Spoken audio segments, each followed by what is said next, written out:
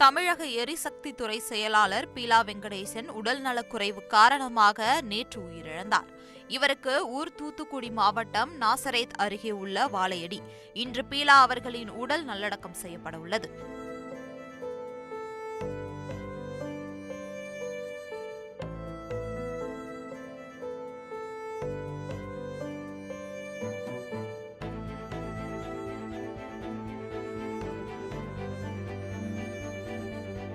தூத்துக்குடி மாவட்டம் சாத்தன்குளம் சட்டமன்ற தொகுதி எம்எல்ஏவாக இவரது தாயார் ராணி வெங்கடேசன் இருந்த நிலையில் இவர் சாத்தன்குளம் தொகுதியில் கடைசி எம்எல்ஏவாக இருந்தார். இந்த நிலையில் இவரது மகள் IAS அதிகாரியாக பணிபுரிந்து வந்த நிலையில் கடந்த கொரோனா காலகட்டத்தில் தமிழக அரசின் சுகாதாரத்துறை செயலாளராக திறம்பட பணியாற்றினார். கடந்த சில மாதங்களாக அவர் புற்றுநோயால் பாதிக்கப்பட்டு சிகிச்சை பெற்று வந்தார். பிரெயின் டியூமர் எனப்படும் மூளைக்கட்டியால் நீண்ட காலமாகவே அவதிப்பட்டு வந்தார். சில மாதங்களுக்கு முன்பு அவரது உடல்நிலை மோசமடைந்த நிலையில் அவர் மருத்துவமனையிலும் அனுமதிக்கப்பட்டார்.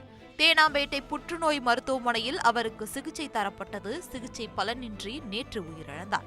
2019 முதல் 2020 காலத்தில் கொரோனா பரவல் ஏற்பட்ட போது தமிழ்நாடு சுகாதாரத்துறை செயலாளராக இருந்தவர் பீலா வெங்கடேசன். கொரோனா பரவலுக்கு சில மாதங்களுக்கு முன்பு 2019 தான் இவர் சுகாதாரத்துறை செயலாளராக நியமிக்கப்பட்டிருந்தார். அப்போது திடீரென கொரோனா பரவல் ஏற்படவே அதை கையாளுவதில் முக்கிய பங்கு வகித்தவர் பீலா வெங்கடேசன். பலரும் அவரது மரணத்திற்கு இரங்கல் தெரிவித்து வருகின்றனர். இன்று அவரது உடல் நல்லடக்கம் செய்யப்பட உள்ளது.